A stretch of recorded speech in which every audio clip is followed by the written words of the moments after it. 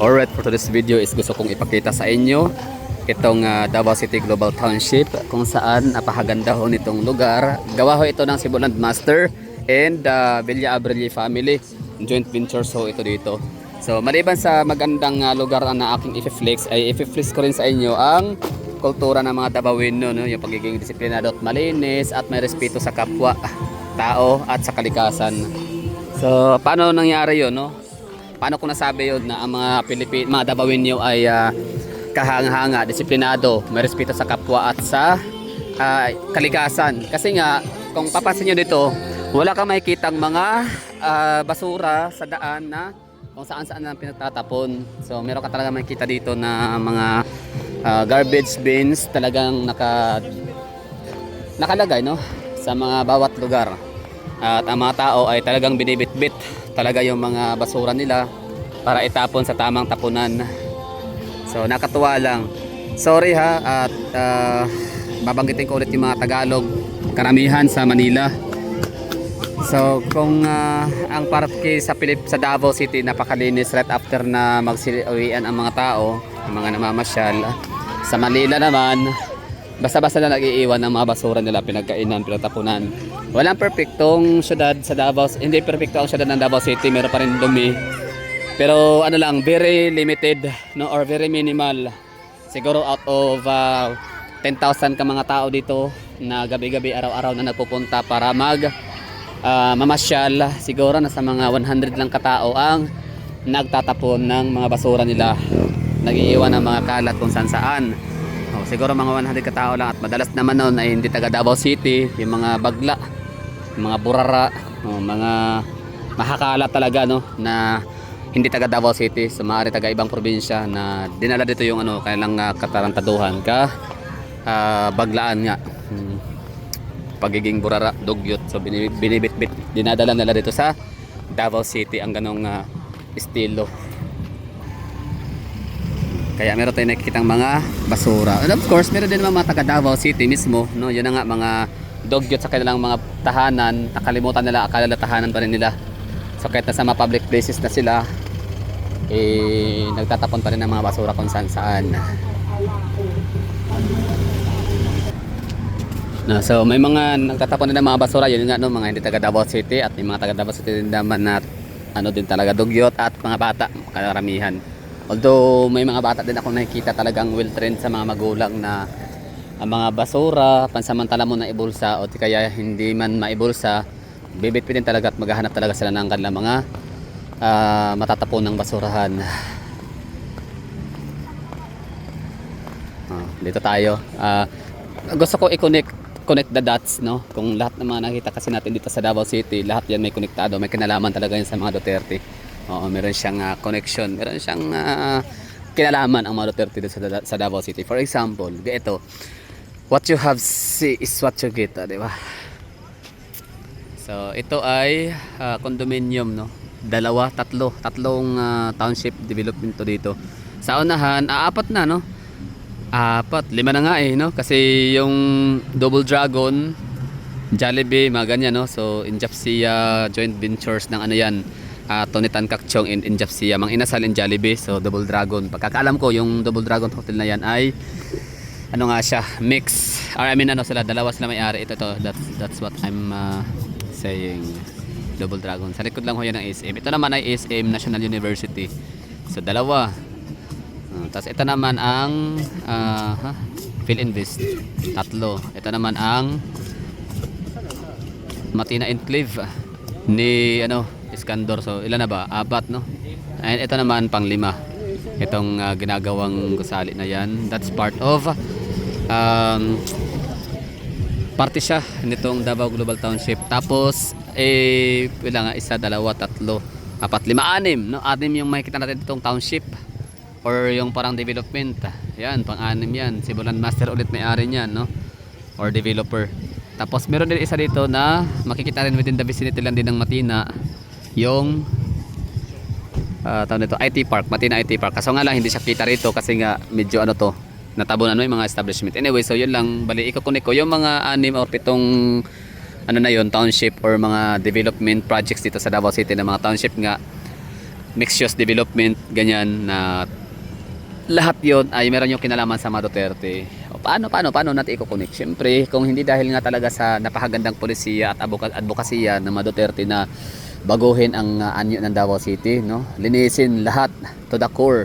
Hindi lang sa kalsada, literal, visual na malinis ang Davao City, kundi malinis din ang Davao City in terms of mga crimes, no? So, nilinis si Tatay Digong dito yung mga basurang mga kanal, ugaling kanal, no? Oh, so ano ba yung mga ugaling kanal? Yung mga basta-basta lang tumatawid kung saan-saan, kung pumaparada kung saan-saan. So talagang pinagsikapan ng Duterte family na maayos ang Davao City, na magiging livable city siya, hindi lang para sa mga sino-sino lang, no, sa mga may kaya or sa mga mahihirap, kundi para sa lahat talaga siya, for all ages talaga, or for all walks of life. Ang kailangan ginawang batas, nakikinabang. Ano ba 'yan? So i-connect natin 'yan na nga. So ginawa niyang safety ang Davao City, no? Ginawa niyang livable city. Siyempre, hindi naman matatawag na livable city. Magiging livable city lang yung isang syudad kapag yan nga, safety first. Safety is the best policy, parang ganun. So safety ang Davao City. Pangalawa, malinis, kaaya-aya. So hindi ka makaapak ito ng mga mga ipot or mga ibak, no? Walang ganon dito sa Davao City. Ibig sabihin, meron pa rin naman, no? Sambahan nga lang, paswertihan na makaapak. Yun ang literal na swerte. Pero kapag sa Manila ka, swerte ka palagi. Kasi daming ang doon, mga tae ng tao, tae ng mga hayop. Anyway, so lakad tayo dito, ha.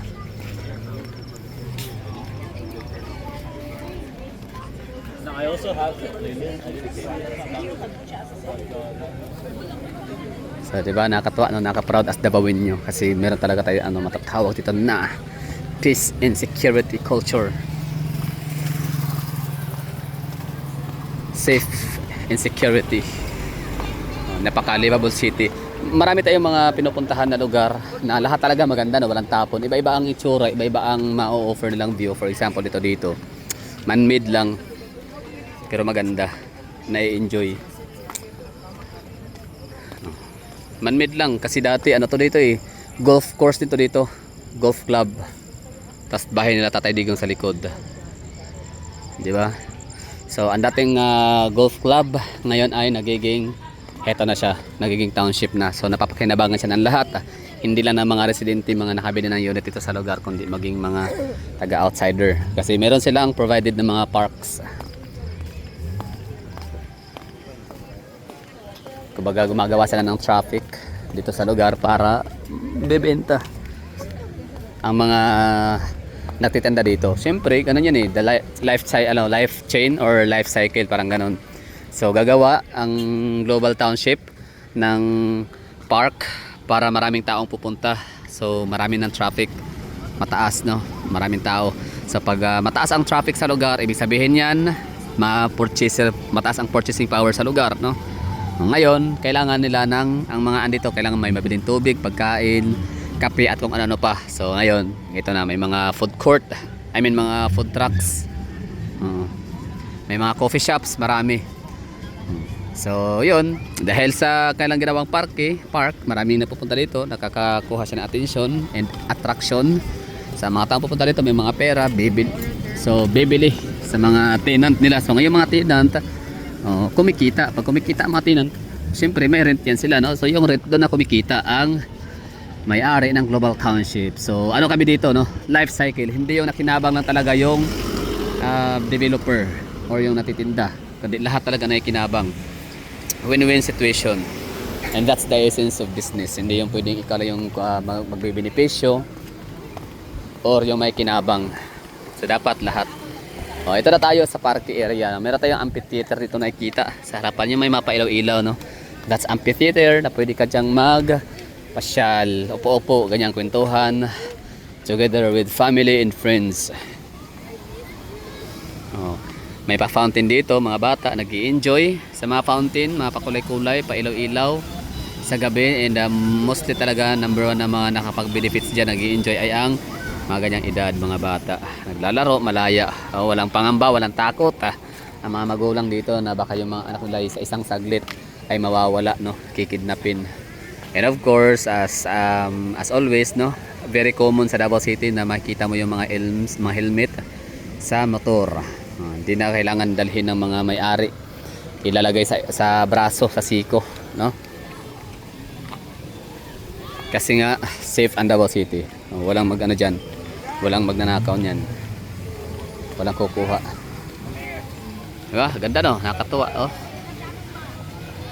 So dito sa Davao City, ang daming mga activities na pwede natin gawin para lang mag-enjoy. Hindi lang ikaw, hindi lang ang yung mga barkada, trupa, kundi buong pamilya. Basta Davao City, hindi siya paparangalan ng international na parangal. Kung ano siya, child-friendly city. Kung hindi siya for nothing, no? So, Davao City is child-friendly city. Ibig sabihin noon, mga bata, masaya. Safety. Namumuhay ng payapa, may karapatan na i-enjoy ang mga bagay-bagay na meron ng wala pag-aalinlangan. So, yan yung ibig sabihin ng ano, child-friendly city.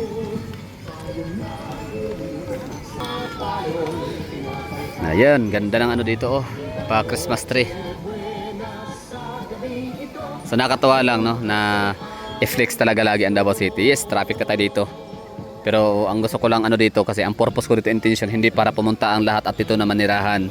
Although hindi naman natin yan kontrolado ang isip ng tao no kung gusto na tumira sa Davao City. Basta sila ay susunod lang din sa mga alituntunin natin dito sa ating syudad, di ba? Bawal na talaga dalhin yung pagiging magnanakaw, snatcher, kawatan, pagiging burara, dogyot. So wag lang dalhin dito sa Davao City para okay, para hindi sila mabugbog dito. Okay lang yun. Pero ang intention ko talaga na ba't ko ginagawa ang ganitong video ay para ito sa mga naninira sa mga Duterte. Oo. Kaya lahat na lang, halos lahat ng content ko dito sa Davao sa ngayon, sa mga pagkakataong ito, kinukolekta ko sa mga Duterte. Kasi yan lang ang natatanging may tutulong natin o magagawa ko no, bilang isang citizen dito sa Davao City, na lahat na lang ng kriminalidad, pati ba naman yung pagkapatay ni ano ni sino yon, yung si ano yung babae, oo, na kawatan din, kontraktor, nagpagamit kila ano, ginamit nila Bongbong Marcos sa Martin Romualdez. So namatay yung tumalon sa ano, si Cabral no, yung namatay doon sa may Benguet Quezon Road. Pinakahuli-huli ang ano daw yon, AGK victim, o di ba, bobo lang. So Duterte pa rin ang ano daw may kasalanan or yung pumatay noon. So, yun ang gusto kong i-counter, no? Kung lahat na lang ng mga katarantaduhan ni BBM ay ipinaparatang sa mga Duterte, kinukunik nila sa mga Duterte. Ngayon naman, ito yung mas makatotohanan. Lahat ng mga nakikita natin dito sa Davao City mga ganda, lahat yun dahil sa mga Duterte. So, in that way, kahit paano yung mga may pagdududa pa, hindi pa talaga wholeheartedly 100% na naniniwala sa mga Duterte, may mga pagdududa pa. So dahil sa mga video natin na to, na talagang kinoconnect natin yung magandang bagay sa Davao City sa mga Duterte as their legacy.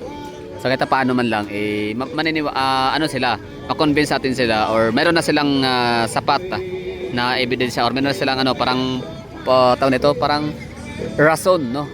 Bakit sila mapatuloy na maniniwala sa mga Duterte at iboto sila ulit ngayong 2028 election. So yan po yung purpose natin, no? Bakit natin kinonik the dots, kinokonekta natin sa mga Duterte. So ito Davao Global Township, sabi nga kasi nila wala daw kinalaman ito sa mga Duterte kasi it's private company. Hindi rin, totoo yan, private company, private entity. Pero ano yan, pumunta sa Davao City, nag-invest sila kasi ang ano namin dito, safety. Hindi sila logi kasi yung mga negosyanteng yan, mga Ayala, mga Lopeses, Ayala, sino pa yan?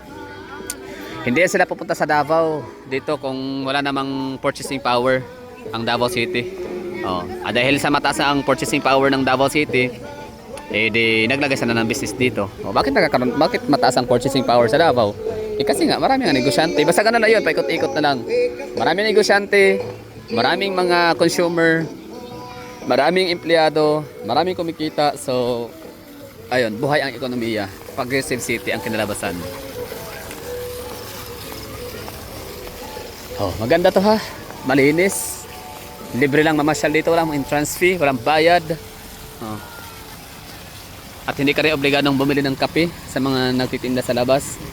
Basta ang gawin mo lang dito ay be a law abiding citizen, huwag kang magdura, magkalat. kung saan saan, no? Huwag kang magtapon ng kung ano mga basura. Makiisa, makisama, respeto sa kapwa. Yun lang siguro. Thank you for watching. Ingat and bye-bye. Merry Christmas, Happy New Year. Or Merry Christmas and prosperous New Year sa lahat.